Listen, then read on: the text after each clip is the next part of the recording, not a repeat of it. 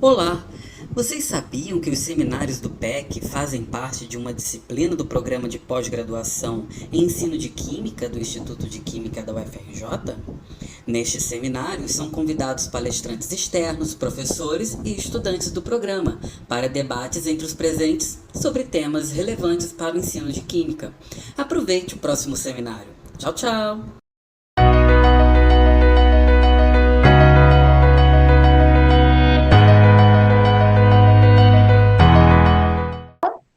Hoje, dia 30 de julho de 2021, estamos recebendo aqui, no nosso seminário SPEC, Elaine Cristina, egressa do curso. Elaine é doutoranda em Meio Ambiente no programa de pós-graduação em Meio Ambiente da UERJ, e ela possui mestrado em ensino de Química aqui pelo PEC, tendo concluído em 2017. Ela também tem pós-graduação lato sensu em Gestão e Controle Ambiental e é graduada em Química Industrial pela Universidade Federal Rural do Rio de Janeiro e fez a licenciatura plena em Química pela Fundação Técnico-Educacional Souza Marques. Atuou na indústria química durante 5 anos e atualmente é professora docente 1 de Química da Secretaria de Educação do Estado do Rio de Janeiro, a SEDUC. Elaine, muito obrigada por ter aceitado o convite. Tá? E agora, então, eu passo a palavra a você. Obrigada a todos, tá? Obrigada também pelo convite. Fiquei muito honrada por estar participando do PEQI, né? Já que eu fui formada por aí, vai ser bem interessante o debate hoje, tá? Vou estar aqui compartilhando a tela. Eu não vou conseguir visualizar vocês, qualquer coisa é só parar. Eu também acho que eu não consigo ver as mensagens, né, Paula?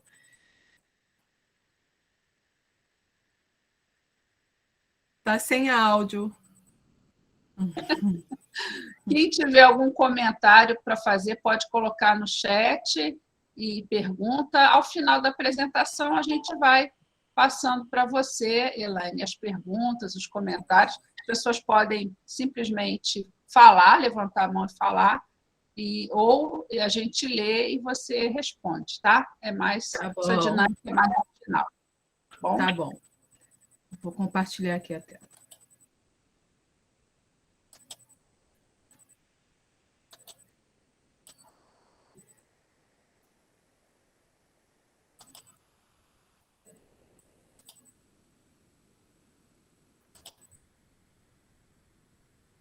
Bom, como eu não estou vendo vocês, eu queria saber se estão me ouvindo bem, se está direitinho aí a apresentação para vocês.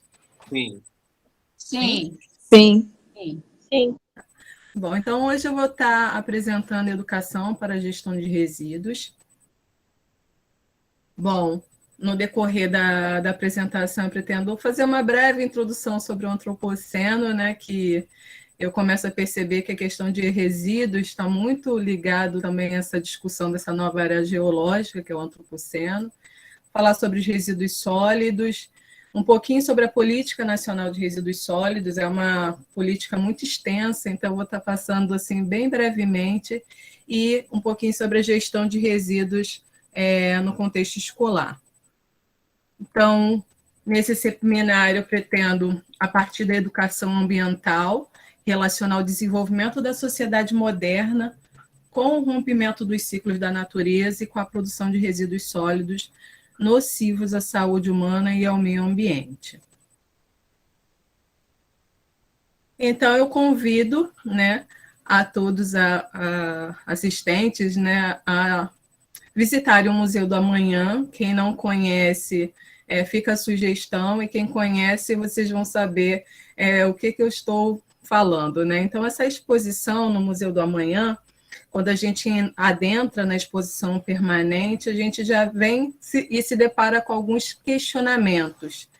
e vale a pena chamar atenção, né? E eles começam a dizer, para onde vamos? Depende de nós o curso que a realidade seguirá?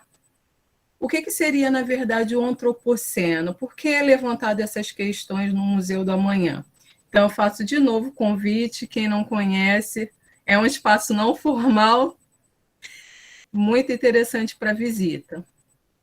Bom, o que seria o antropoceno, né? Esta era preconiza o homem com uma força geológica capaz de mudar o planeta e o destino de todas as espécies. Então, acredito que a maioria que já conhece esse conceito, então a gente começa agora a estudar essa nova era geológica, a possibilidade de a gente estar entrando numa nova era geológica que preconiza o homem com uma força geológica tal que impacta o meio ambiente e muda toda a sua superfície. Essa discussão, ela começou inicialmente, foi lançado esse termo antropoceno pelo cientista Paul Crutzen. Inclusive, ele é ganhador do Prêmio Nobel e caiu no gosto da comunidade científica esse termo, e hoje a gente já tem o grupo chamado Grupo do Antropoceno, que formado por geólogos, geoquímicos, arqueólogos, antropólogos, ou seja, uma equipe multidisciplinar que hoje começa a ver realmente marcadores geológicos, estudam bases científicas para ver se realmente a gente entrou ou não nesta nova era, que é o antropoceno. E a grande discussão no antropoceno é justamente quando começou essa nova era, quando é que começou, né? Que data que começou. Então, tem várias propostas. O próprio Paul Crutzen, ele acredita que tenha acontecido por volta de 1780, né? Quando começou a máquina a vapor, né? Outros cientistas já chamam como o Exchange Columbian, né? Columbian Exchange, né? Como tenha sido uma ação da colonização, né? Dos europeus aqui nas Américas, poderia ser uma data de início também, a própria Revolução Industrial. Então, tem um grande debate de quando teria começado o antropoceno. E os grandes estudos, eles têm apontado para 1950. Esse período seria o período marcado pelo pós-Revolução Industrial e pós-Segunda Guerra Mundial. Então, nesse período é que começa a se observar mudanças radicais, mudanças exacerbadas em cima do meio ambiente por conta da Revolução e da Segunda Guerra Mundial. E aí começa a se questionar o que seriam os indicadores, o que seriam os marcadores geológicos, né? Então, para os geólogos, né, os marcadores para você verificar uma mudança de era geológica, os marcadores geralmente têm a ver com os fósseis, a datação de gelo, testemunhos de gelo. E tem outros que a gente já tem observado de ação humana mesmo, que são as próprias mudanças climáticas. Mas precisa-se de marcadores que vai marcar um evento, né, quando aconteceu, e esse marcador tem que ser síncrono do evento e o que deixou ali como marca para indicar aquela nova era. Então, tem uma grande discussão aí nesse sentido. E eu queria chamar um dos indicadores, né, de vários que a gente observa aí, eu gostaria de chamar a atenção dos tecnofósseis, tá? Os chamados tecnofósseis, eles concorrem como indicadores por terem alta capacidade de acumulação nos sistemas terrestres e aquáticos. Então, são esses metais, alumínio, temos o concreto, polímeros orgânicos. Então, a gente começa a observar que a ação humana, que está muito próxima da gente, que é a questão dos resíduos, concorrem também como indicadores dessa nova era geológica. Então, antigamente, sempre já havia, né, em fósseis a presença de minerais, barro, enfim, cobre, indicando a migração dos povos, né? Então, já se encontrava esse tipo de marcadores, só que hoje a gente vê uma quantidade muito grande desses materiais que já são encontrados até de maneiras fossilizadas, que são esses materiais, tá? Alumínio, concreto e os polímeros orgânicos. Aí eu chamo a atenção para essas duas imagens, a era do plástico, né? A gente percebe nitidamente que vivenciamos aí a problemática enorme dos resíduos plásticos. Esses dias assisti até uma palestra muito interessante que falava agora, nesse contexto de pandemia, se o plástico é um vilão ou um mocinho, né? Depois eu passo para vocês essa palestra, é bem interessante essa discussão. E nessa segunda imagem já mostra uma sacola plástica que foi encontrada fossilizada. Então, os tecnofósseis já concorrem como indicadores, porque a gente já está encontrando esses plásticos de maneira fossilizada, e também tem toda a problemática com os microplásticos, que já está sendo encontrado em sedimentos nos oceanos a quilômetros de profundidade. Mas aí é uma discussão científica sobre isso. Aí eu venho com um questionamento, né? Então, antes de a gente trabalhar essa temática do resíduo, qual é a denominação correta? É lixo ou resíduo? O lixo, na verdade, é tudo que alguém descarta por não querer mais ou por não perceber uma utilidade imediata. Então, o lixo também é considerado um resíduo, mas que não foi reaproveitado. Então, geralmente, quando a gente fala no resíduo, a gente fala de algo sem serventia. Desculpa, quando a gente fala do lixo, a gente fala de algo que não há mais serventia. Já os resíduos sólidos, né, a gente encontra definições muito semelhantes, tanto na ABNT quanto na Política Nacional de Resíduos Sólidos, tratam muito mais, pela própria política, né, a gente trabalha mais essa nomenclatura resíduos sólidos, já percebe que é algo que permite uma reutilização. Então, só vou pegar um trechinho aqui da definição pela política. Ele diz que é um material, uma substância, objeto ou bem descartado, resultante de atividades humanas em sociedade e cuja destinação final se procede, se propõe proceder ou se está obrigado a proceder. Então, quando a gente compara as duas definições, apesar de serem bem parecidos, o lixo é algo que vai ser descartado, não tem mais serventia, e os resíduos são algo que permite ainda a reutilização. Apesar disso, né, a gente vê que é mais comum o termo lixo. Quando você vê nas grandes mídias, né, ainda se utiliza muito mais o termo lixo. Os resíduos sólidos são classificados segundo a origem, composição química e a toxicidade. Segundo a origem, então a gente percebe que os resíduos sólidos possuem origens diversas. Exemplos, os resíduos de construção civil, os resíduos de serviços de saúde, resíduos de mineração, resíduos sólidos urbanos, esse a gente conhece bastante, é um termo muito utilizado, são os RSUs, né? E os resíduos sólidos urbanos são os resíduos domiciliares e os resíduos de limpeza urbana, limpeza de varrição. Bom,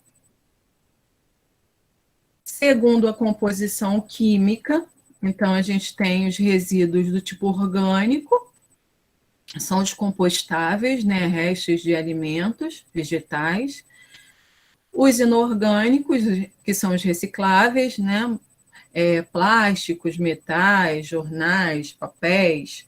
E os rejeitos, inorgânicos rejeitos. Então, quando a gente utiliza a nomenclatura rejeito, é algo que realmente não cabe mais nem a reutilização, nem a reciclagem, né? Fraldas, que é um debate muito grande sobre o uso de fraldas descartáveis que possuem plástico, extremamente impactantes para o meio ambiente, guiba de cigarro, adesivados em geral, papel toalha, papel higiênico, são os rejeitos que não cabem nenhum tipo de tratamento.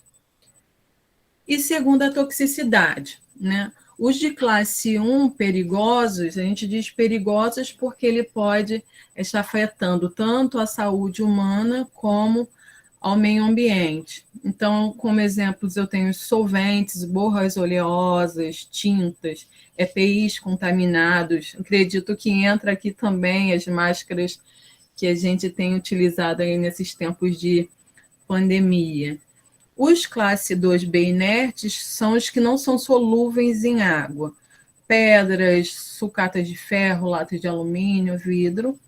E os considerados classe 2A não inertes, eles não têm periculosidade, mas eles podem ser inflamáveis, podem ser comburentes, né? Então eu tenho os plásticos, restos orgânicos, restos de madeiras, fibras de vidro, gessos, então, segundo a toxicidade. Então, agora eu vou falar um pouquinho, tá, sobre a Política Nacional dos Resíduos Sólidos, entrar um pouquinho na questão da gestão dos resíduos sólidos. A política, a Lei 12.305 de 2010, ela institui a Política Nacional de Resíduos Sólidos e foi regulamentado pelo Decreto 7.410 de 2010. Essa lei ela apresenta importantes instrumentos para o enfrentamento dos principais problemas socioambientais do país decorrentes do manejo inadequado dos resíduos sólidos. Então, no ano passado, não sei se vocês puderam perceber, houve várias lives, vários webinars que começou a discutir os 10 anos da implementação da Política Nacional dos Resíduos Sólidos. O quanto a lei avançou e quanto a lei não avançou.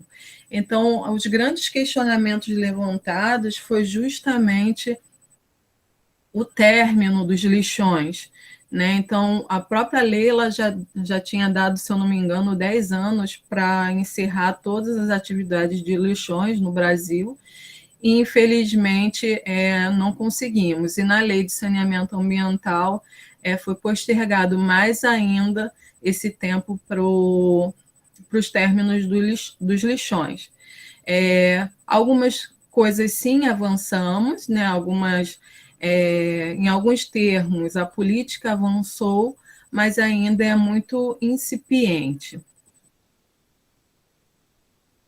Quais seriam os princípios da PNRS? Os princípios da PNRS têm tudo a ver com os princípios do direito ambiental. Os princípios da precaução e prevenção, bem conhecidos, né? Sempre melhor prevenir do que remediar. Então, a precaução e a prevenção devem ser adotados a fim de evitar um dano futuro. Visão sistêmica, eu acho que no trato de qualquer questão ambiental, a dos sólidos, inclusive, né, a gente tem que ter a compreensão do todo, né? A gente tem que ver a dimensão do resíduo e considerar a sua interação, tanto com a saúde, quanto ao meio ambiente, sociedade, economia, política. Então, é um direito da sociedade acesso à informação e ao controle. O desenvolvimento sustentável. O desenvolvimento é bom para o planeta e para o ser humano, com viabilidade econômica e respeito às futuras gerações. Então, a gente tem aí as ODS, né, e a Agenda 2030, e a gente começa também a discutir o termo desenvolvimento sustentável. Tem outras correntes também que fazem uma crítica muito grande sobre o uso do termo sustentabilidade ao lado do termo desenvolvimento, né? Será que é possível haver desenvolvimento com sustentabilidade? São coisas que a gente pode estar discutindo um pouquinho mais à frente, mas é um pouco controverso esse termo, apesar de a gente estar trabalhando aí a Agenda 2030.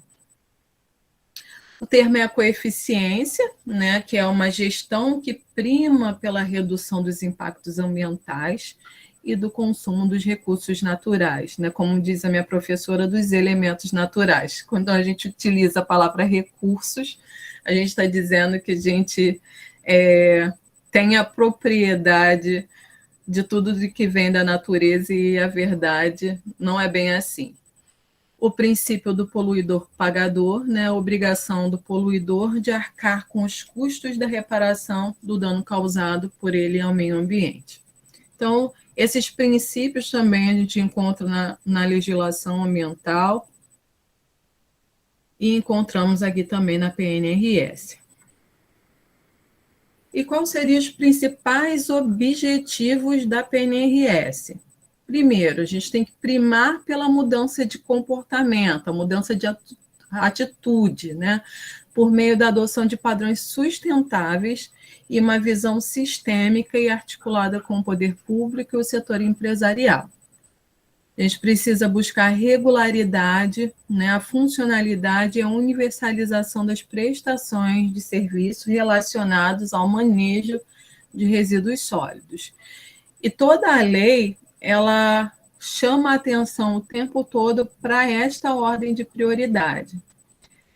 Primeiro, não geração. Nós temos que fazer de um tudo para não gerar esse resíduo. Reduzir ao máximo, né?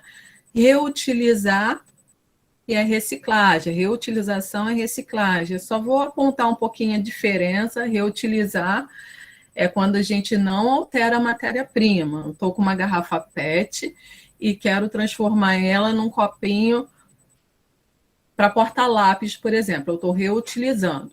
A reciclagem não. A reciclagem você utiliza a matéria-prima e essa matéria-prima entra como insumo na produção de um novo produto. Eu achei engraçado, eu sempre lembro esse termo reutilização na aulas do Barroco, a gente que trabalha muito no contexto da escola.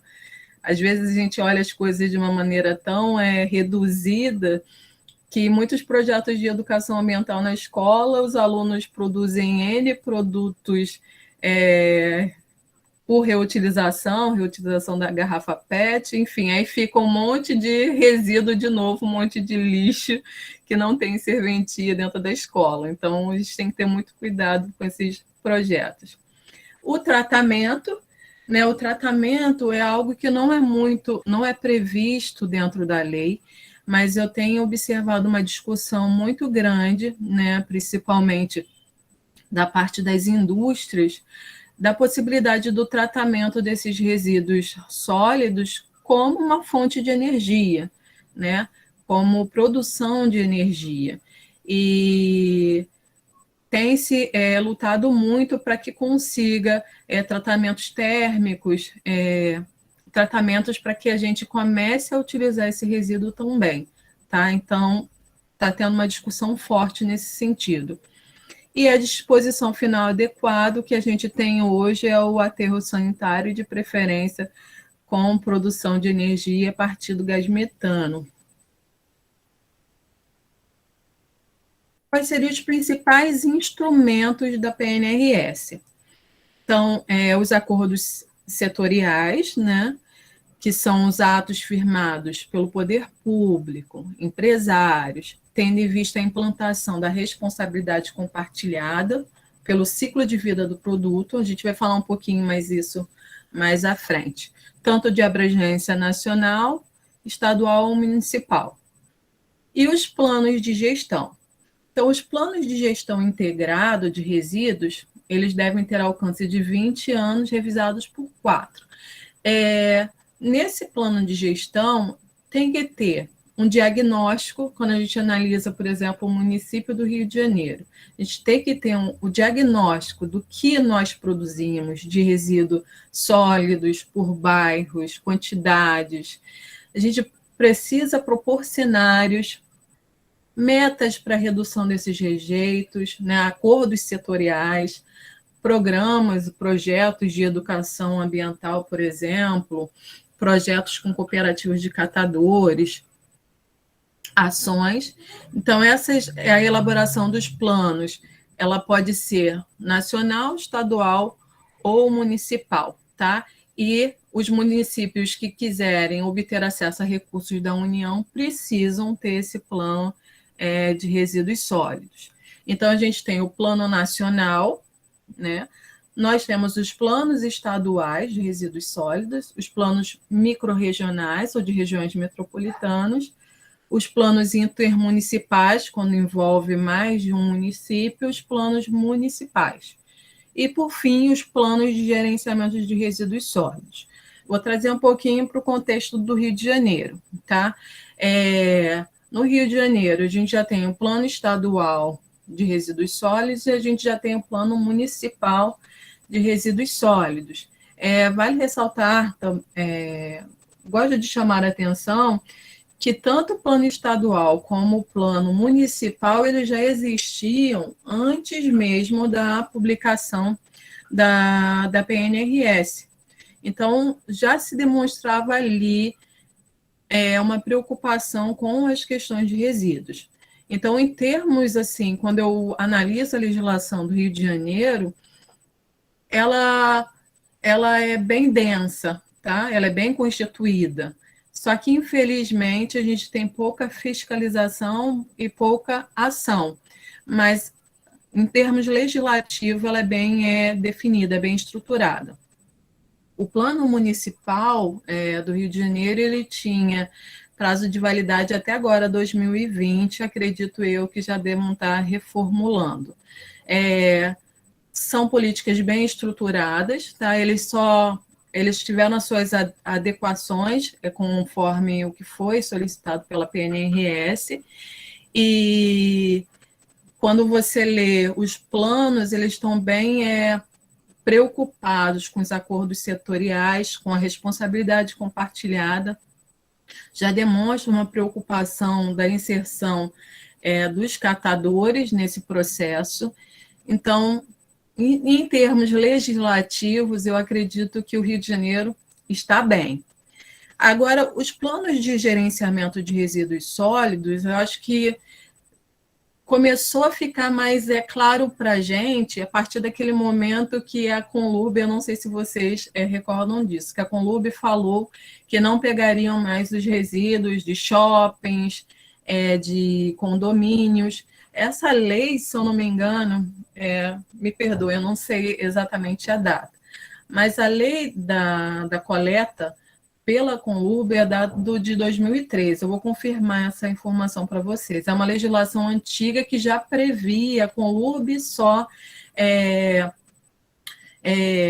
pegar resíduos de pequenos produtores de resíduo até 120 litros por dia.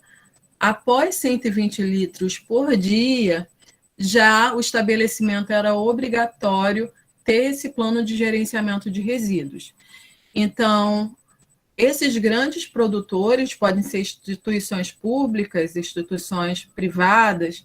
Então, a gente começou realmente a ver a implementação. Então, desde 2003, acho que é uma questão de, 7, 8 anos, que a Conlurb bateu o martelo e falou, não vou mais estar pegando esse resíduo dos grandes produtores. Então, uma das minhas discussões na minha tese é justamente essa, é saber se, por exemplo, uma escola estadual ela é obrigada a ter o plano de gerenciamento de resíduos sólidos, por conta de ser um grande produtor. Eu estava conversando isso com a Paula antes do início, e um questionamento também que a gente leva para as universidades, a obrigatoriedade de ter os planos de gerenciamento de resíduos. Que é a mesma coisa, você tem que ter um diagnóstico do que você produz, o que é reciclável, o que não é, o que vai para aterro sanitário, o que não vai. Então, tudo isso deve estar no plano de gerenciamento de resíduos sólidos. Então, alguns termos aparecem na PNRS, que está mais no nosso cotidiano, né? Então, o termo de responsabilidade compartilhada, né? Então, a responsabilidade compartilhada não é somente do poder público a responsabilidade pelo resíduo. Então, começa a se perceber aí a responsabilidade dos fabricantes, dos distribuidores, dos comerciantes, dos consumidores. Então, todos eles têm a responsabilidade compartilhada a partir de você observar um ciclo de vida de um determinado produto, a gente tem que ter a responsabilidade compartilhada por aquele resíduo. A logística reversa é uma ferramenta da própria responsabilidade compartilhada. É você dar um destino correto a um resíduo que você produz. Algumas ações de logística reversa já estão ocorrendo muito timidamente mesmo, mas algumas ações já tiveram resultados bem positivos. Por exemplo, a coleta de óleo nas trocas de óleo nos impostos de gasolina. Então, esse é um projeto de logística reversa que está dando muito certo, né? Então, aquele óleo que era obtido na troca de óleo, antigamente iam para rios e causavam um impacto ambiental muito grande. Hoje em dia tem toda uma logística reversa de estar obtendo novamente esse óleo para um destino correto. Né? Tem algumas ações, por exemplo, coleta de pilhas e baterias, eletrônicos, para que eles retornem para os seus fabricantes para dar a destinação correta. São projetos que precisam mais de uma educação ambiental, tanto para a comunidade, para a sociedade estar ajudando com esse retorno desses bens, né, e como as empresas também estarem atuando no destino adequado. E a análise do ciclo de vida. Tá? Quando eu falo análise do ciclo de vida, deixa eu ver, eu estava com um livrinho aqui, ó. Desculpa. Eu até falo um pouquinho desse livro, não sei se dá para ver, Inteligência Ecológica, de Daniel Goleman. Ele fala muito da questão de a gente estar analisando o ciclo de vida de um determinado produto. O que é isso? É você se preocupar desde a obtenção da matéria-prima, se aquela matéria-prima, por exemplo, é vinda de madeira de reflorestamento, ela é feita de maneira legal, né? A própria manufatura, a produção, distribuição, com toda a preocupação nesse ciclo de vida, de liberação de dióxido de carbono, consumo de energia. Então, é analisar o produto desde a sua matéria-prima até o seu descarte final. Então, eu tenho duas terminologias, o do berço ao berço e do berço ao túmulo. Quando eu falo do berço ao berço, eu tenho a preocupação da análise do ciclo de vida até que esse produto final, esse resíduo, ele retorne de novo como matéria-prima e volte de novo ao processo produtivo. Já do berço ao túmulo, a preocupação do ciclo de vida vai somente até o descarte final e o que vai acontecer com o produto já não tem mais essa preocupação. Então, a gente percebe que em alguns países, países europeus, já está tendo uma preocupação muito maior com aquele produto, da onde ele vem, da onde é a procedência, né? Como é que foi esse transporte, como que foi essa dinâmica desse produto até chegar ao consumidor final. Por exemplo, alguns questionamentos, quando a gente compra uma calça jeans, nossa, o impacto que ela tem de consumo de água é enorme. Então, a gente tem que começar a ter essa preocupação daquele produto que a gente está consumindo, como é que foi o ciclo de vida desse produto. Então, são conceitos que a PNRS já está trazendo, que são bem interessantes, mas a gente precisa de uma educação ambiental mais forte para compreender melhor esses termos. E aí a gente vem para a educação ambiental, né? Então, tanto nos planos, plano nacional, os planos de gestão estadual, municipal, já prevêem ações e programas de educação ambiental que fomentem a não geração, redução e reutilização e a reciclagem dos resíduos sólidos. Já prevém, né? Mas a aplicação propriamente dita é muito deficitária, infelizmente. Agora eu vou falar um pouquinho mais dos resíduos sólidos no contexto escolar. Tá tudo tranquilo, gente? Posso continuar? Estão me ouvindo bem? Aqui para mim está ok, Elaine. Aqui para mim também. Para mim também.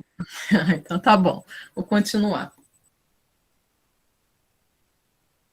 Bom, quando a gente trabalha a questão ambiental, não estou falando só a questão dos resíduos, né? A questão da água, enfim, N impactos que são causados ao meio ambiente, a gente não pode estar no contexto escolar trabalhando isso de maneira reduzida. A gente sempre tem que olhar para a complexidade daquele tema, para a totalidade daquele tema, as suas inter-relações. Então, a gente observa muito o termo, o slogan, jogue lixo no lixo. Mas a pessoa não tem a dimensão para onde, qual é o caminho que aquele resíduo faz. Qual é o impacto quando a gente não faz o descarte correto daquele resíduo? O que a gente poderia estar aproveitando daquele resíduo? Que tipos de impactos? Então, o tema, né, a gente tem que trabalhar olhando sempre a totalidade. Então, eu trouxe dois tirinhas aqui, bem legais. Eu vou deixar os slides com a Paula depois, aí vocês podem ver com um pouquinho mais de calma. Aqui no primeiro é uma crítica de você estar jogando resíduos de saúde nos rios, e a gente percebeu que isso aconteceu recentemente, foi encontrado em algumas praias resíduos, né, de saúde, seringas. Então, esse tipo de preocupação. No segundo, ele fala assim, ó, um ser humano ele produz cerca de 40 toneladas de lixo em sua vida.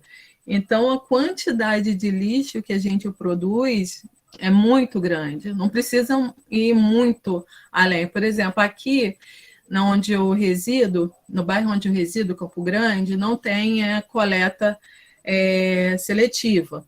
Né? Então, eu faço a separação do resíduo aqui em casa e algumas cooperativas não, alguns catadores pegam esse resíduo aqui comigo. Quando você começa a ter esse hábito de separar, em uma semana, quem faz aqui vai concordar comigo, chega a ser gritante, né? O saco que você juntou em uma semana de resíduo sólido seco, caixa de leite, embalagens plásticas, tudo que você compra vem com plástico agora. Então, você percebe a quantidade de resíduo, o volume é muito grande que você produz. Se você produz isso numa semana, imagina a sua vida toda de resíduo que você produz. Então, são questionamentos que a gente tem que começar a levantar dentro do contexto escolar. E como a gente pode começar a olhar a totalidade quando a gente trabalha a questão dos resíduos sólidos? Por exemplo, no Parâmetro Curricular Nacional, os PCNs, ele diz o seguinte: o papel da escola é proporcionar um ambiente saudável e coerente com aquilo que ela pretende que seus alunos apreendam, para que possa contribuir para a formação da identidade dos educandos, como cidadãos conscientes de suas responsabilidades com o meio ambiente em âmbito local e global. Eu acho muito interessante esse trecho. Eu vou fazer uma comparação feia, tá? Vocês podem brigar comigo depois. Quando você compara, por exemplo, um shopping, tá? Só para a gente começar a ver o ambiente. Você anda para qualquer shopping que você vá, Zona Norte, Zona Sul, qualquer um. Você vai ver sempre um ambiente muito limpo. É muito difícil, é lógico que sempre tem as exceções, mas é muito difícil uma pessoa pegar um resíduo e jogar no chão do shopping. E aí você começa a perceber que o ambiente ali não facilita, não é um ambiente muito propício para a pessoa fazer aquilo. Então, ela pensa 2 vezes antes de fazer aquilo, porque ela está num shopping, num ambiente limpo. Mesma coisa no metrô. Você está lá no metrô, está tudo muito limpinho. Aí você já sobe lá para Uruguaiana, você já vê a quantidade de lixo. Porque no metrô não tem lixo no chão e na Uruguaiana já está cheio de lixo do chão. Então, eu acho que tem uma influência muito grande do ambiente. Um ambiente saudável, coerente com aquilo que ele pretende que seus alunos apreendam.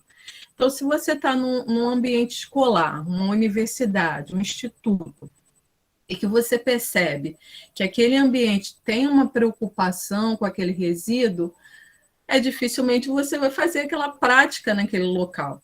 Então, eu acho que a escola, desculpa a comparação horrível, mas a escola ela tem que propiciar esse ambiente, né? A gente tem que não só falar, né? Aquele negócio, você não é só falar, você tem que ter ações também, né? Você fala, explica e você também age. Não adianta eu estar falando só sobre resíduos e eu estou vendo o meu local de trabalho totalmente sujo. Então, eu acho que é mais ou menos por aí que a gente deve caminhar dentro das escolas, né? E a gente tem que fazer com que o aluno comece a refletir justamente análise do ciclo de vida daquele produto, né? Ele tem que começar a pegar um determinado produto e perceber se aquilo ali tem impactos à saúde, ao meio ambiente, né? Será que veio de mão de obra infantil escrava? Então, a gente tem que começar a ter esse tipo de reflexão sobre o que consumimos, porque o que a gente percebe é o consumir somente pelo consumir. E a pessoa não percebe de onde que veio aquele produto, nem para onde vai, né? Então, a escola cabe a formação de um cidadão consciente, atuante, capaz de se inserir dentro daquela problemática e promover sustentabilidade. Então, dessa maneira, a gente tem tomadas de decisão considerando os aspectos éticos, sociais e ambientais. Bom, capitalismo versus sustentabilidade. Aí a gente vem com aquela pergunta: será que a possibilidade de haver sustentabilidade no sistema capitalista? Então, foi aquela crítica que eu fiz sobre o termo desenvolvimento sustentável. Então, quando a gente fala em desenvolvimento, né, os países, para serem considerados desenvolvidos, né, eles precisam ter uma economia muito forte e uma economia que é baseada no consumismo. Então, quanto mais aquele país consome, mais eles consideram que aquela população é mais rica. E a gente começa a questionar: será que esse sistema, né, que nós estamos vivenciando de consumo exacerbado, né, que gera apropriação de bens supérfluos, que ocasiona esgotamento dos elementos naturais, desperdícios, né? Esse comportamento social demanda educação ambiental e mudanças de mentalidades. Não tem jeito, né? A gente tem que começar a refletir se o modo de vida que estamos hoje, ele suporta um padrão de sustentabilidade, né? Se o que apregoa, né, o capitalismo é o grande consumismo. Aí depois ele vem com a palavra desenvolvimento sustentável. Então, são críticas, são reflexões, aceito críticas também para a gente estar conversando depois, tá? Essa imagem eu acho muito interessante, né? Do ponto de vista do planeta, não existe lixo fora, porque não existe fora. A gente não tem outro planeta para jogar o nosso resíduo. Tudo que a gente produz, tudo que a gente consome, tudo que a gente impacta, fica no próprio planeta. E a gente volta para a questão do antropoceno. Isso está sendo feito de maneira tão impactante que hoje a gente discute uma nova era geológica. Tamanho é a dimensão do impacto humano. Eu estava vendo um vídeo, eu vou passar o link, me cobrem, eu já até separei, deixei separadinho, um vídeo que fala do antropoceno, bem interessante. A gente não tem noção do impacto que o homem causa quando a gente fala do extrativismo. Quando a gente fala do extrativismo mineral, por exemplo, a gente está aqui com os nossos celulares, nossos computadores, tudo tem a presença do lítio. Quando você vê o impacto para a extração do lítio, nossa, são crateras que você fica assim, esse vídeo é muito interessante, você não precisa compreender uma palavra, só as imagens já são bem chocantes. Você olha aquilo ali e você diz, caiu um cometa aqui no nosso planeta, caiu um asteroide. Tamanho é a dimensão das crateras, de que o homem foi capaz, sim, de perturbar todo um sistema para a extração de minério. E não, eu só estou dando esse exemplo, mas o vídeo não vou nem falar mais, porque é interessante vocês verem quanto de extração é feito e quanto o homem tem mudado a superfície terrestre. Bom, aí eu trouxe alguns dados aqui para a gente refletir, tá? Aqui, ó, no Brasil, a gente já é considerado, por exemplo, o quarto maior país do mundo de plástico gerado. Aí, quando a gente olha a relação de produção e reciclagem, somente 1,28% de tudo que a gente produz é reciclado. Então, isso é assustador, né? Tem essa matéria aqui, deve ter dados mais recentes, tá? Mas eu achei interessante que essa matéria, trazendo aqui para o Rio de Janeiro, né? Apenas 1,9% do lixo é reciclado. Aí na matéria chama a atenção que, além de ter, a gente tem algumas centrais aqui no Rio de Janeiro, em Bangu, e tem em outros bairros também de coleta seletiva. Apesar de ter todo esse problema da infraestrutura, né, de não abranger todos os bairros, a coleta seletiva, eles ainda operam em ociosidade, ou seja, pouquíssimos materiais recicláveis chegam a essas cooperativas. Aí você observa que tem um problema de educação ambiental muito grande entre a população, que nem sequer faz a separação do resíduo para esse dia de coleta seletiva. E eu digo isso, por exemplo, que eu já trabalho com a questão de resíduos em escola, já tem um tempinho. E eu fiz um questionamento para alguns alunos, eu dou aula no bairro de Bangu, e lá tem coleta seletiva, nos centros, ali na proximidade do centro de Bangu, tem a coleta seletiva feita pela Conlurb. Aí os alunos falavam, sim, aqui tem coleta seletiva. Aí eu perguntava, vocês separam, seus pais separam o resíduo? Não, a gente não separa. Ou seja, tem a coleta seletiva no local, mas as pessoas não foram educadas para poder fazer essa separação, né? Eu trouxe um videozinho aqui também, bem curtinho, vou passar aqui, vou falar sobre ele.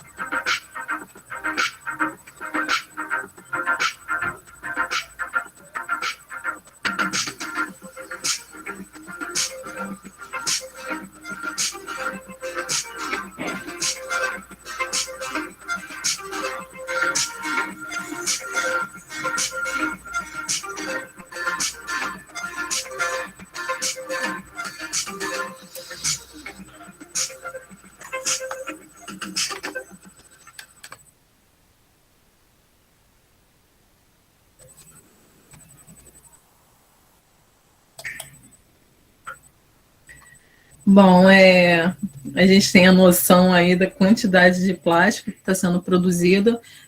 O que chama atenção também que ele fala sobre uma solução sobre os produtos biodegradáveis, mas a gente tem que ter cuidado que já tem muitos estudos dizendo que produtos biodegradáveis têm gerado os chamados microplásticos, que são tão impactantes ao meio ambiente quanto uma sacola inteira. Então, tem aí demanda científica muito grande nos estudos do materiais biodegradáveis, né? Bom, aí eu faço algumas perguntas, né? Vou levantar algumas perguntas para a gente estar conversando depois, né? Como o ser humano ele pode atuar para minimizar a agravante existência de materiais poluidores que causam problemas ambientais ao planeta? De que modo a escola pode sensibilizar o aluno para que ele possa refletir e agir para se inserir nas práticas transformadoras do seu cotidiano? Chama atenção de novo para educação ambiental, né? Então, segundo a Política Nacional de Educação Ambiental, ela compreende os processos por meio dos quais o indivíduo e a coletividade constroem os valores sociais, conhecimentos, habilidades, atitudes e competências voltadas para a conservação do meio ambiente. Então, o grande desafio, né, da inserção da temática ambiental é justamente estar observando a questão ambiental em sua totalidade, explicitar situações, problemas concretas de realidade, a partir de questões específicas para a gente estar discutindo e visualizando a temática do princípio até o fim. Aí eu gosto muito dessa frase de Leonardo Boff, né? Pelo fato de sermos interdependentes, cada coisa certa e sustentável que fizermos repercutirá no todo. Então, trabalho de formiguinha mesmo, cada um fazendo a sua ação, né? Promovendo ações sustentáveis, isso com certeza repercutirá no todo. Então, assim, de várias possibilidades, né? A reciclagem também é uma prática que pode ser realizada dentro do contexto escolar, dentro das nossas vidas, que é aquela ação de formiguinha que pode diminuir um pouco os impactos para o meio ambiente. Aí entra muito conhecimento químico, né? Da separação correta, né? Do conhecimento desses materiais, para separá-lo adequadamente, conhecer os tipos de materiais. Por exemplo, dentro da escola, eu já fiz uma investigação de quais os resíduos que mais são produzidos na escola. E eu percebi que o que mais tem dentro da escola são as embalagens de biscoito.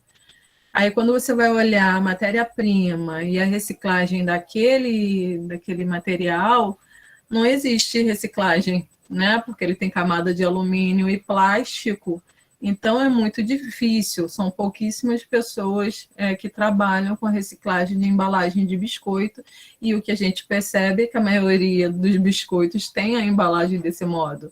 Então, são questionamentos que a gente tem que começar a levantar da própria química verde, né? dos materiais que a gente utiliza para utiliza dizendo que é reciclável, mas a gente percebe toda essa dificuldade, a importância também nesse momento aí da logística reversa. A gente começa a questionar se a empresa está produzindo isso, diz que é reciclável e ninguém recicla. Então, eu acho que a gente tem que começar a questionar isso. Bom, eu chamo, já findando, já está terminando já a nossa palestra. Eu queria chamar a atenção para quem não conhece, que tem esse material aí do Ministério do Meio Ambiente, quem trabalha nas escolas, né? Que é a 3P, é Gestão Socioambiental nas Escolas Públicas. Já existe a 3P das instituições públicas, então quem se adequa à 3P recebe aquele selinho, tipo o selinho verde, de que as práticas daquela instituição são sustentáveis, e existe esse material também para as escolas, apesar de eu nunca ter recebido essa informação pela minha escola. Então, foi nas minhas pesquisas, nos meus estudos, que eu verifiquei que tem esse material. É bem interessante, o Ministério do Meio Ambiente também oferece cursos, né? E eu acho ela mais completa do que o simples projeto de coleta seletiva, tá? Porque a coleta seletiva só trabalha com a questão do resíduo. A proposta da 3P ela é muito mais abrangente. Para uma escola, segundo ela, ser sustentável, ela tem que ter práticas, né, em toda a escola, tanto de economia de energia, economia de papel, como de, quem sabe, estar aproveitando a água da chuva, uma hortinha dentro da própria escola. Então, ela tem um conceito muito mais abrangente das práticas também. Lógico que tem a coleta seletiva, mas eu acho a visão da 3P muito interessante. Para quem não conhece, eu acho que vale a pena, quem se interessa em trabalhar com isso dentro das escolas, é bem interessante. E o mudar atitudes, não tem jeito, né? São as pequenas ações nossas, ações para com os nossos alunos, né, que a gente vai poder proteger um meio ambiente, né? Nós podemos cuidar do nosso planeta como nossa casa, basta querer. Bom, as referências que eu trabalhei aí na minha apresentação. Esses slides foram montados por mim, a professora Elza, que é uma socióloga, então ela tem uma visão, acho muito bonita, né, a visão dos sociólogos, né, tem uma visão muito mais ampla do que a minha, que saiu como química, que já melhorou bastante com o PEQI, mas essa visão mais da totalidade, isso é muito legal. E aproveito também para fazer a propaganda do grupo de extensão que eu faço parte, que é o Sustente UERJ. Então, para quem for professor, é bem interessante. Esse projeto de extensão, os alunos da graduação produzem materiais diários no Instagram. Eles falam muito sobre a química da alimentação, a química dos resíduos, a química ambiental. E promovem lives para participação justamente dos nossos alunos. Então, os nossos alunos, se participarem dessas lives, vão ganhar um certificado, né, certificado no final da atividade. Isso é muito interessante, os alunos gostam bastante. Então, é só seguir a gente lá, se chama Sustente UERJ. E na nossa página mesmo já divulgamos, já produzimos vários e-books que tem aquela linguagem bem acessível para o aluno, para tratar algumas questões. Aqui tem 3 exemplos, né, dos plásticos, do tratamento dos resíduos, da alimentação e rotulagem. Tem uma linguagem muito acessível para os nossos alunos. Então, fica a dica, fiz a minha propaganda, agora eu vou parar a apresentação. Muito obrigada a todos. E parei por aqui. Obrigada, Elaine, pela excelente apresentação. Eu adorei as questões que você trouxe aqui para a gente. E aqui no chat já tem perguntas assim, bem consistentes, né? A primeira por falar nisso, gente, o Reciclab, que é o projeto que eu coordeno, segue o Sustente UERJ E já quero aqui, Elaine, te dar os parabéns. As postagens são maravilhosas. Tá? Muito boas, né? Eu adoro Sustente UERJ. Então, que legal. Né, que você estava aí com esse grupo. Aproveito para te parabenizar, você e a todos que fazem conteúdo. É uma coisa trabalhosíssima. O reciclado faz, quem tem conta no Instagram sabe disso. É trabalhoso, é uma coisa até um pouco fugaz, assim, né? Mas fica lá para quem quiser ver depois e vale muito a pena a divulgação científica também, né? Bom, verdade. A Raquel saiu da reunião, talvez ela tenha caído. Você está por aí? Voltei, professora. Caí, mas voltei. Caiu, voltou. Você quer fazer a sua pergunta? Quero. Como eu caí, eu não tenho mais ela escrita aqui no chat. Vou fazer rapidamente, então. Eu posso mandar, Raquel, se você quiser. Não, é que eu até resumo, porque eu falo sempre mais do que escrevo. Tá bom, não é rapidamente. Oi, Elaine, então, boa tarde, parabéns pela apresentação, sempre muito bom o seu trabalho, é a minha linha de pesquisa também, educação ambiental, e todo esse conflito que a gente vive entre fazer o certo ou não fazer nada, né? Porque críticas a gente vai ter pelo termo sustentabilidade, enfim. Mas é uma discussão que eu queria fazer com você, numa observação que você fez, que foi interessante, sobre a questão do shopping. Realmente, a gente tem esse comportamento diferenciado no shopping. Mas eu fiz uma pesquisa uma vez de divulgação dos ODS e perguntei sobre o consumo de água. E eles me informaram, os alunos, que eles se preocupavam em casa, mas no shopping e na escola, não. Entendeu? Então, se você não achava que a discussão é um pouco mais ampla, até no final você contemplou isso com a sua fala sobre o pessoal, né, das ciências humanas, né, que acaba tendo uma visão que nos completa muito, né? Com certeza. Nesse sentido. Mas se há dentro desse processo de educação ambiental, um outro processo que a gente acaba fazendo, e tem que ser intencional para fazer direito, que é discutir o que é público, o que é privado, o papel da coerção, dele como indivíduo, né? Porque é uma discussão também que se faz dentro desse termo sustentabilidade. Você não concorda? Queria saber a sua opinião. Com certeza, porque o aluno, não estou falando só o aluno, né? Todos nós somos um pouco conflituosos nesse sentido. E, às vezes, a educação vem da educação de berço mesmo, a educação de casa. Então, quando você já tem uma educação de casa preparada para isso, a informação que vem da escola ou de qualquer outro lugar só faz complementar uma ação que você já faz. Mas, às vezes, eles percebem, o meu pai faz isso mesmo, está na rua, joga o sorvete fora, então na rua eu posso. Dentro da escola estão brigando comigo, então dentro da escola eu não posso. Então, a educação é muito complexa nesse sentido, e a gente resolver algumas coisas que são da própria casa, dentro da própria escola, e a questão da educação ambiental também, hoje você percebe, por exemplo, na educação infantil, a criança ela tem uma percepção muito melhor do que meu aluno do ensino médio, né? Ela já consegue ver aquilo como danoso e não devo fazer, e ela vai ser assim. Agora, para um aluno que já tem outros hábitos, já fica muito mais complicado. E a gente tem que lutar por isso para ver se muda essa mentalidade. Às vezes a gente consegue, às vezes não, né? Infelizmente. Raquel, caiu? Será que... Oi, não, tô aqui. Não, estava esperando.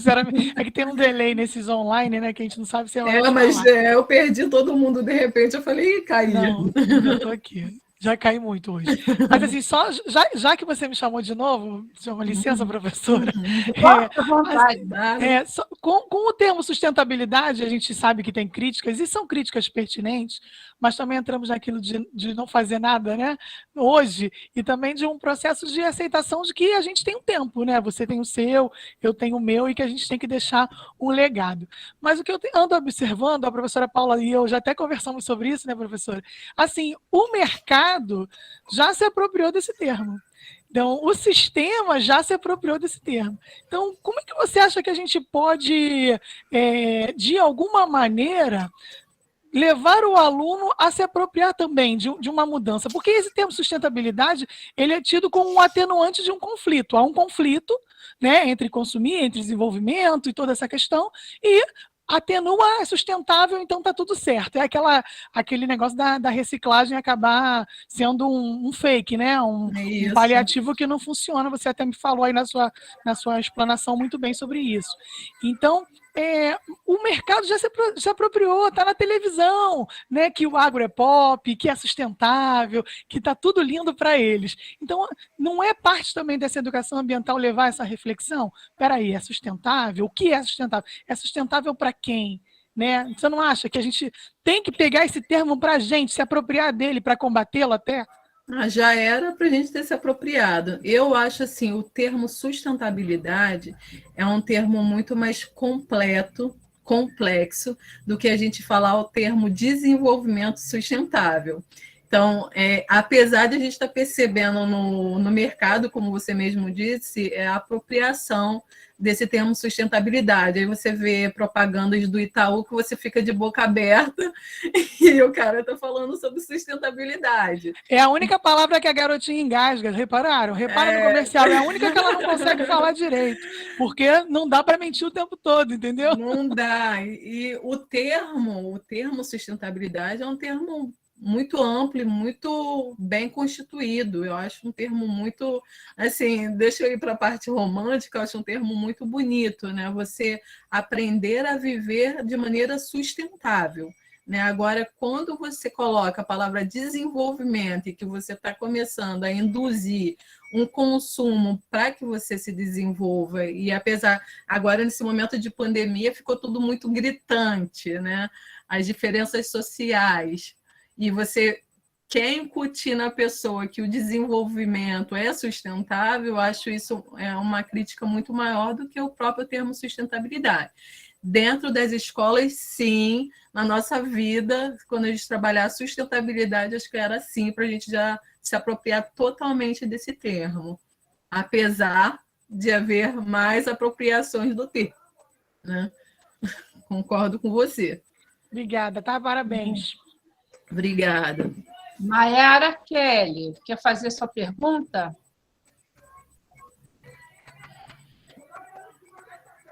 Mayara está com a gente ainda?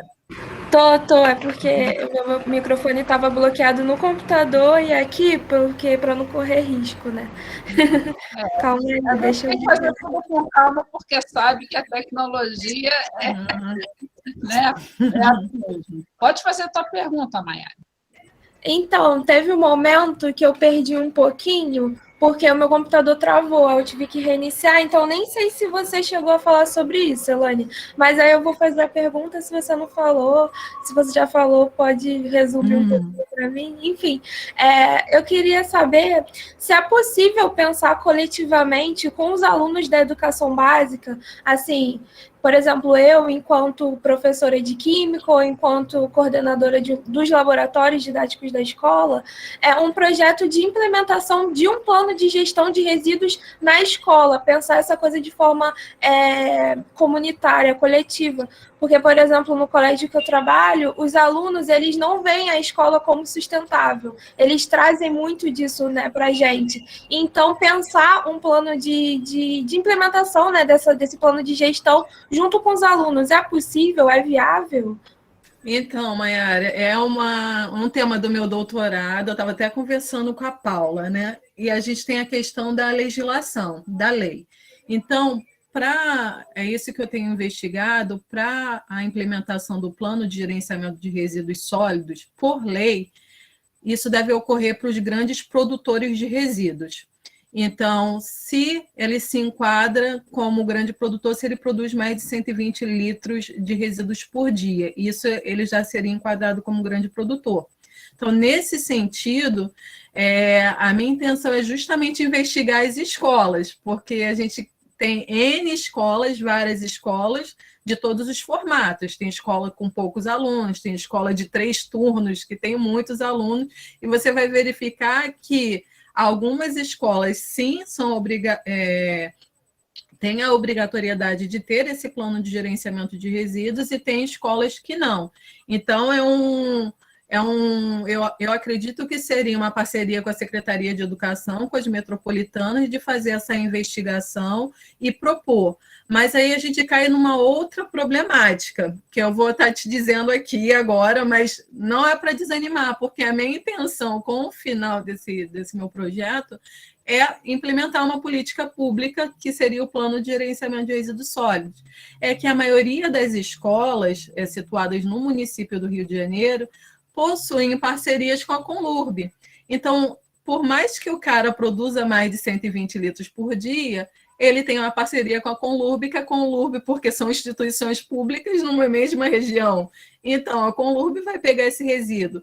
Para a pessoa implementar o plano de gerenciamento, ela tem que pagar alguém para fazer aquela coleta. Será que a escola vai disponibilizar essa verba para pagar alguém para fazer essa coleta? Ou é melhor ela continuar com a Conlurb fazendo esse serviço?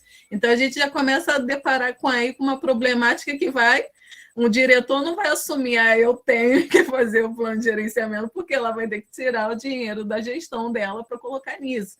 Então, são coisas que a gente vai ter que levantar, né? Quando eu falo isso em termos de legislação. Então, eu estou te dando a dica, mas pode me procurar, vou anotar você, porque eu estou querendo ir nessas escolas que querem fazer esses projetos, tá? No caso, a minha seria da rede privada, então eu não sei se eles já pagam alguém.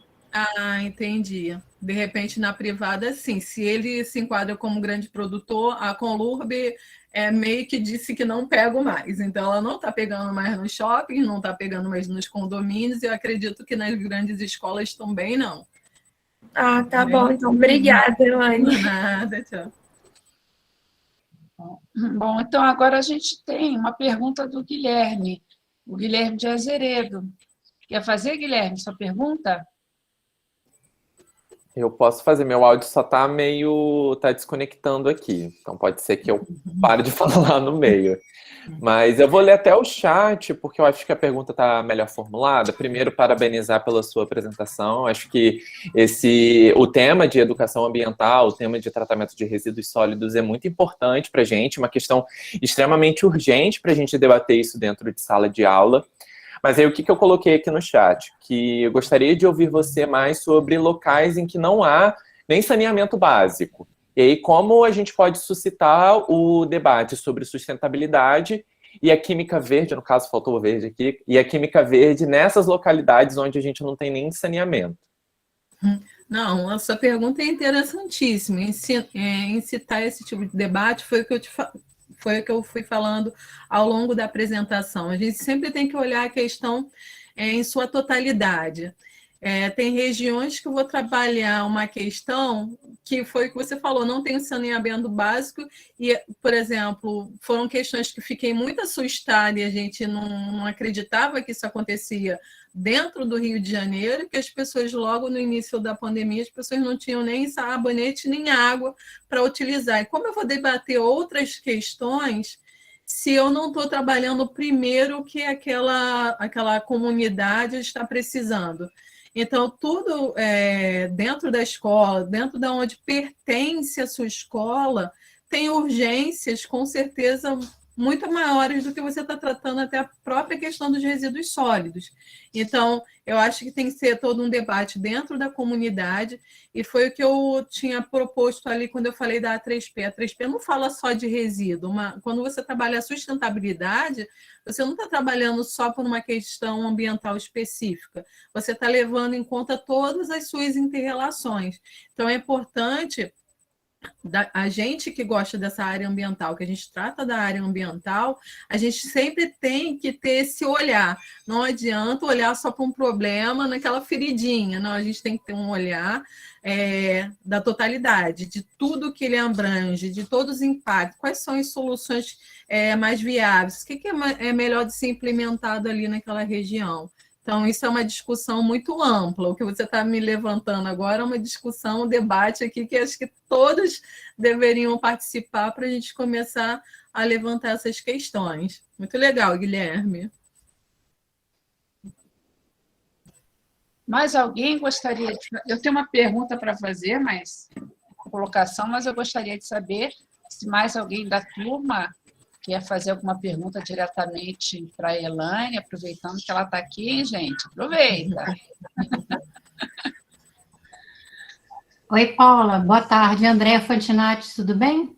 Tudo bom, Andréia? Pode fazer sua pergunta. Tá bom, obrigada.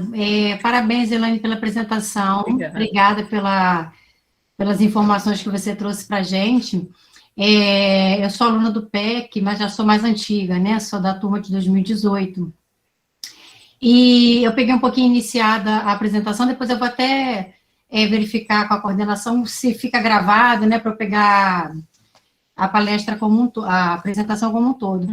Na verdade, assim, eu queria fazer uma reflexão, porque a questão ambiental é de suma importância, e a gente fala no aspecto educativo, principalmente a gente fala pensando em crianças, né?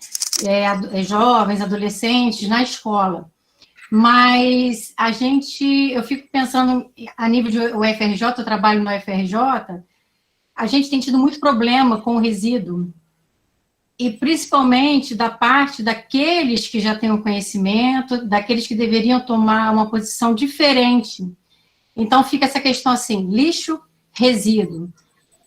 Se eu estou num determinado patamar, eu não preciso pensar no lixo, nem cuidar do lixo.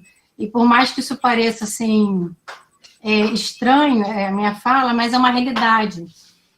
Eu vivencio isso, né, diariamente, nas questões de biossegurança, e aí eu queria uma ideia de como a gente tratar desse assunto, justamente com aqueles que já avançaram, que têm o domínio, têm o conhecimento, mas ainda não estão sabendo lidar com essa realidade. É do outro, o problema é do outro, então o terceirizado que tem que cuidar, ou o aluno que está começando, enquanto deveria ser ao contrário, a gente que já está avançado, precisaria orientar melhor, cuidar melhor, destinar melhor, e isso é uma realidade. Então, assim, eu queria uma sugestão, uma ideia, alguma coisa de como a gente trabalhar esse assunto para colaborar, né, para que a gente possa dar aí uma guinada diferente. Obrigada, viu? Isso aí é um debate mesmo. A sua proposta é um debate. A gente estava conversando, né, Paula?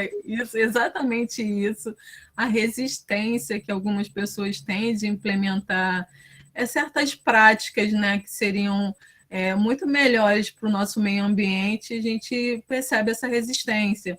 Eu acho que não existe nenhum segredo, assim, não existe nenhuma coisa que eu possa dizer, não, isso vai resolver, né? Porque a educação ambiental a gente tem que discutir em todos os sentidos. Mas, assim, observando a prática minha dentro da escola, o ambiente saudável estimula. Quando você já está num ambiente saudável, ele vai estimular as boas práticas, mesmo que seja através de leis, né? Até você tem um documento formal dizendo, não, a gente tem que fazer, então a gente vai ter que fazer. Então, se dentro, a própria Paula sugeriu núcleos de gestão em cada instituto, isso é interessante, porque daquele instituto vai sair um planejamento que aqueles laboratórios vão ter que cumprir.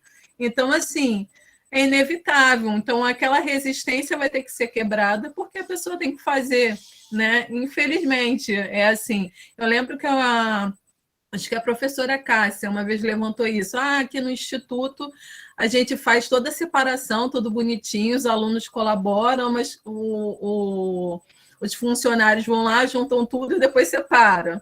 Então, a gente tem que começar a analisar qual é a prática ideal. Então, a partir do conhecimento das pessoas que trabalham na limpeza, das cooperativas de catadores, de quem estaria coletando, o que é melhor para eu pegar esse resíduo? Como é que é melhor para eu destinar? Como eu deveria pegar? Aí, sim, a gente implementa a nossa gestão utilizando as informações que a gente já tem dentro do próprio Instituto. Então, a coisa é mais ou menos por aí. Se não vai de um jeito, que seja por intermédio de lei, de ações, não tem jeito. A lei sempre presente, né? Acho que é a nossa, vamos dizer assim, a nossa força maior, porque tem um momento que é pela lei, não tem jeito. Mas, como você tinha colocado até na sua apresentação, são os exemplos, né? Então, acho que a gente buscar se não conseguimos fazer num contexto maior, que comecemos ali no pequenininho, dando exemplo e arrastando, né? Isso. Há uma esperança. Há uma esperança. Por isso que no meu projeto, eu, assim, a minha intenção inicial é ouvir a escola. Tem escola que tem projetos nesse sentido, que já faz alguma coisa, por menor que seja, ela faz alguma coisa. Ela vai dizer para mim, olha, Elaine, isso aqui está dando certo porque eu estou fazendo desse jeito. Aí isso aqui já não deu certo porque está acontecendo isso. E aí você vai lá na cooperativa de catadores, por que vocês não estão indo lá na escola buscar esse resíduo? É muito caro para vocês ou a escola que tem que trazer para vocês? Aí a gente vai lá na metropolitana. Por que vocês não divulgaram a 3P nas escolas? Por que vocês não fizeram nada para começar a se pensar nisso? A gente tem um núcleo de educação ambiental dentro da Secretaria de Educação e não está vendo nada disso. Então, eu quero primeiro saber dessas pessoas para a gente depois construir um documento. Porque é muito complicado quando esse documento não leva em consideração o que está acontecendo ali, né? Então, a minha proposta de projeto é essa, caminhar nesse sentido. Terminou, Andréia? Tem mais alguma colocação para fazer? Não, o que me veio, ela estava colocando aqui um assunto, aí já é uma coisa diferente, que são convênios, né? Por exemplo, acho que a Light faz convênios, mas eu não sei se ela faz convênios com escolas, eu não sei exatamente se são só com obras sociais, mas existem alguns convênios onde onde os institutos juntam seus materiais, né, recicláveis e dali acho que tem um desconto na conta. Me ocorreu isso, assim, eu não sei se na escola é possível fazer dessa forma, se é um recurso também, porque aí junto o financeiro, né, o interesse... Com certeza, né? A gente tem que buscar parcerias, né? A gestão integrada de resíduos, a gente tem que pensar em tudo. Obrigada, viu, Elaine? Obrigada.